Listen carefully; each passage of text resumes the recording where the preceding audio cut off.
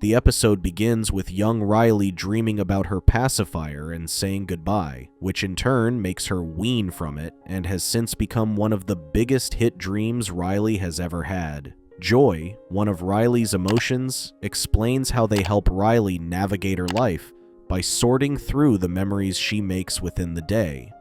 At night, most of these memories go long-term, but many of those need extra processing, which is then sent over to dream productions. Although most of us think dreams are random, it apparently takes a lot of work. Cue in Paula Persimmon, a visionary dreams director who has made a name for herself with the big hit Farewell My Potsy. It was such a remarkable achievement that even impressed Joy and the others. Paula claims that she takes pride in being able to connect to Riley and direct magical dreams that let young Riley escape reality. Behind Paula's success is her assistant director Janelle, who ensures everything on set happens as it should. Paula claims that Janelle is more than an assistant director, but that she is a friend on the set, to which they complete each other's sentences. Janelle admits that she has always wanted to direct her own dreams, so she submitted her resume to become a director. She claims that the interview went great, and the promotion might happen soon, albeit she has not told Paula yet about it. Although the studio assigns scripts, given her track record, Paula is given creative freedom in her set. When Janelle suggests they focus on Riley's mixed feelings about the dance, Paula brushes her off. She digs through many memories, hoping to find the next big idea for another big hit dream, and finds the mermaid unicorn Riley had as a kid. Janelle uses this chance to tell her about her application, but Paula gets distracted by stuff in the archives.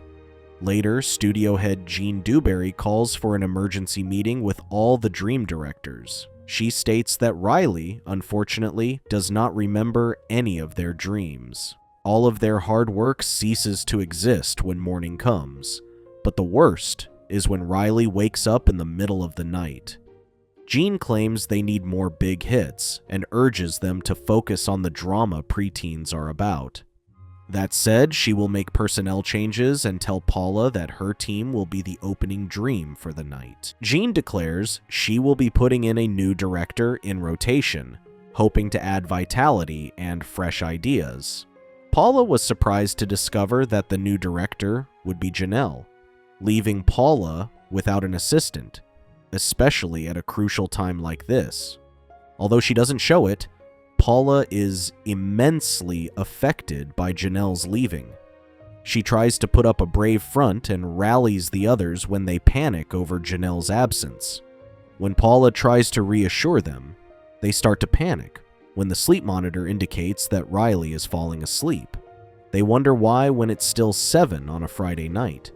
They quickly discover that Riley is watching Little Cabin in the Valley, which always makes her sleepy.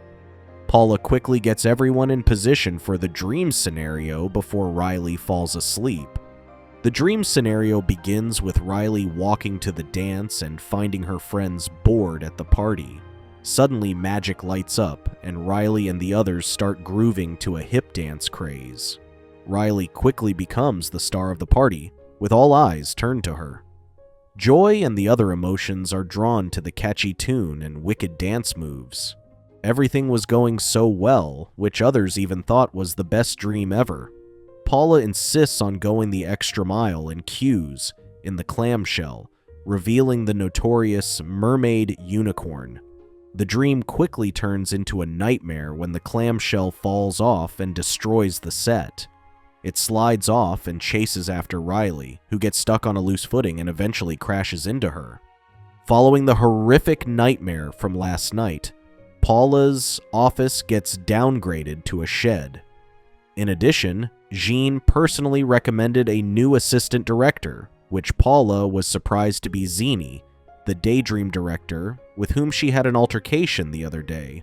When she refuses, Zini reveals that he is Jean's nephew, whom she then reluctantly hires. Zini points out that her approach to dream making is unfocused, unimaginative, cliché, and blasé. Paula argues that she just wants to create sweet dreams to which Riley will wake up feeling refreshed with a smile on her face. The team is focused on the hottest topic everyone is talking about, to which headquarters worry that Riley has nothing to wear to the dance. Paula states that this is where dreams can shine, and that hit dreams help drive Riley to a decision. When Zenny tries to give his input, Paula argues that he is only an assistant director. Paula then asks the writers to whip her up a killer, mature script while she meets with Rainbow Unicorn to get her to become her star on the set. She only agrees to the condition that she will now get Paula's reserved parking spot. Paula's idea of a dream is to have her star, Rainbow Unicorn, wear Riley's mother's old dress, hoping it would make Riley like it. Zenny points out that the entire scene resembles Paula's old forest dance party dream, without the color, but Paula brushes him off. It did not work, and Paula got downsized again and had to move to the men's bathroom for her new office. Rainbow Unicorn meets with Paula and points out how her career has plummeted to a riveting low, so she decides to leave Paula's direction. In her frustration, she lashes out and fires Zini, who responds by tendering his resignation. Paula realizes that to succeed, she needs to get Janelle back. Paula visits Janelle at her set, but when Janelle's crew bombards her with issues, Paula jumps in and tells everyone what to do. Janelle pulls her to the side and discovers Paula's true intentions for visiting her. She sends Paula away when she starts telling her she isn't ready to become a director and asks her to come back and work for her. When she witnesses Janelle's dream, Paula quickly realizes that Janelle might be better than expected. Jean later meets with Paula and claims they now have too many directors, with Janelle joining the team. When she claims they may need to get rid of someone, Jean hints that it might be Paula. Following her harsh reality check with Jean, Paula decides to rehire Zini and is forced to meet his demands. Zini then convinces Paula to join him on a research trip, where they discuss Riley's independent and sophisticated experiences. They discover Riley's imaginary boyfriend, later dubbed CB, which stands for Canadian Boyfriend. Paula decides to hire him to become their new star, and Jean is pleased when Paula pitches their idea of a dream. Minutes before Riley goes to sleep, CB gets cold feet and worries that Riley doesn't think of him anymore. He claims if only there were a way to tell Riley his feelings, to which Paula directs his attention to the camera, telling him that it is Riley. Paula convinced CB to pull through with the dream, which made Riley ask someone to the dance. Paula announces to her team that the dream has become a big hit and hopes this will be the start of a string of hit dreams. With the dream becoming a success, Paula returns to her old office and becomes relevant again. Paula declares that if they get another hit dream, they will officially own the hottest genre in town, romance. That said, Jean was so pleased with their team that she had given them the whole night to direct Riley's dream. Minutes before Riley falls asleep, Jean visits Paula at the set and personally gives her the Feelson machine, a real-time Riley ratings monitor. With it, they will immediately know if Riley is feeling it in the dream and expects it to be a clockbuster, a dream so good that Riley will sleep right through her alarm clock. Everything started well during the dream, but it quickly got boring, and Paula had to pull the writers to an emergency meeting to keep it rolling. Just as they were discussing what to do, suddenly the Feelson machine was acting up. Paula turns around and discovers that Zini, earlier promoted to director of the second unit, has Riley going through a love triangle. Even Paula was forced to admit it was ingenious. Paula's competitive nature wouldn't let Zenny get the better of her, so she fabricates more of Riley's potential boyfriends. Paula and Zenny start fighting over the Riley cam, further confusing Riley. Suddenly, Riley gets up, still asleep, and claims she doesn't want to take any of them and would instead go with her friends Bree and Grace. When Riley gets out of bed and starts sleepwalking, the Riley cam also moves on its own. The whole set panics when the Riley cam runs them over. Riley was sleepwalking and nearly fell off the stairs if not for Paula, Zini, and her crew, who pulled it just in time.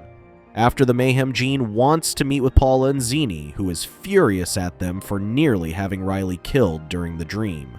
Not only is headquarters furious at her, but Gene also has the other studios mad at her when Riley wakes up her parents. When put on the spot, Paula throws Zini under the bus, blaming him for his inexperience. Gene quickly demotes Zini to making sandwiches instead of dreams. Meanwhile, as much as she wanted to fire Paula, Gene has no one to replace her, and instead gives her one last chance to make the biggest and the baddest dream yet, or she will be demoted to brain farts. Following Riley's near death, Gene meets with the other directors and decides that the scripts are now locked. She claims they are expected to follow the written word and direct the scripts as is. In addition, she casts their new star, Teen Riley, to whom Riley herself draws. Gene claims that Teen Riley will help add a hip edge to their locked scripts. At the commissary, Zenny starts working at the sandwich shop but is busy writing a script instead of working the line. He claims that he is working on a horrific script that will haunt anyone unlucky enough to direct it, implying his plans to sabotage a director. He then brings coffee to the set and uses it to get past security and into the writer's room. While the writers fight over the coffee, Zenny sneaks into the back and changes the locked script for Paula with the one he wrote. Paula returns to her home and goes through the locked script, but is horrified reading through what was designed not to be a dream, but a nightmare. Zenny is pleased that he has succeeded in sabotaging Paula. His co-worker Jacob helped him realize that although it would ruin Paula's career, it would also hurt Riley while living through the nightmare he had written. Realizing that she couldn't go through with directing it, Paula tenders her resignation. As she was leaving the studio, Zini catches up to her and admits that he was the one who wrote it to get back at her for getting him fired. Zenny states that the script has been reassigned to Janelle, so Paula runs back to the studio and asks Zini to go to Gene and explain what he did. Paula finds Janelle and tries to convince her not to direct the script, claiming it is bad for Riley. Janelle misinterprets her intentions and accuses Paula of trying to sabotage her, claiming she doesn't believe she can be a director like her. Jean and Zenny arrive, but when Paula thinks she will stop it, Jean insists that they go through with it, calling it dramatic and mature, one that says it's time to let go of childish things. Paula insists they can't create this nightmare, but Gene argues that this is drama and what teens want. When Janelle refuses to direct it, Gene fires her and decides to direct it herself. When Paula, Zini, and Janelle get kicked out of the studio, Fink helps them return inside. After sneaking inside, Zini suggests removing the reality distortion filter, but Paula and Janelle worry about what will happen, as it has never been done before. Paula suggests they ensure the dance is great, sabotaging the script every chance they get.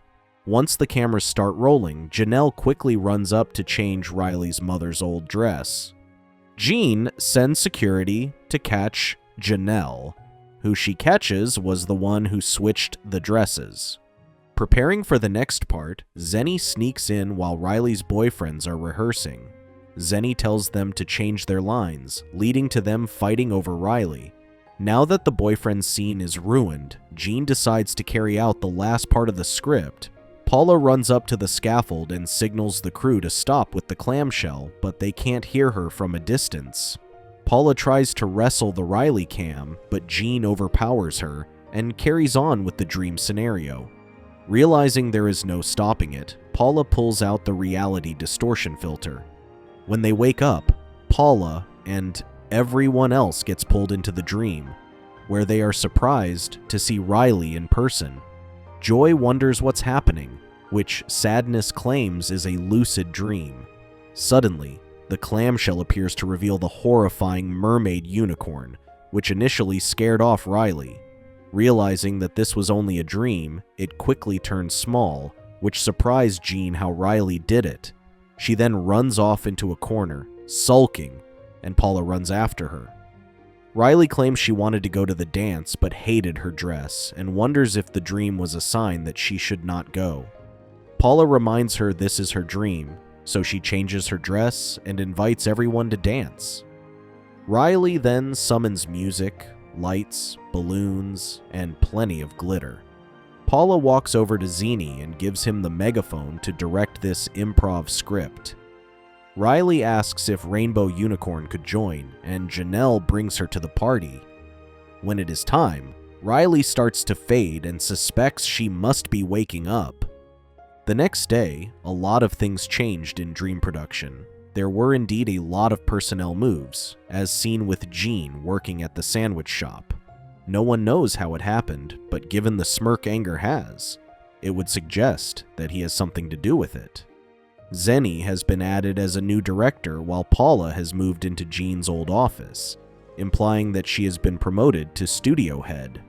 After the whole ordeal, Paula is forced to ask what sort of dreams they should be making. Should it be magical dreams that let Riley escape reality, or should it be a rehearsal for whatever tomorrow brings? When Riley sees the disco ball and the lights, she grows nostalgic about her time with the Dream production team. She then drags her friends Bree and Grace to the dance floor, where everyone else joins her. Thank you for watching. Check out these other videos, and make sure to subscribe and tap the bell to be notified about our latest videos. See you next time.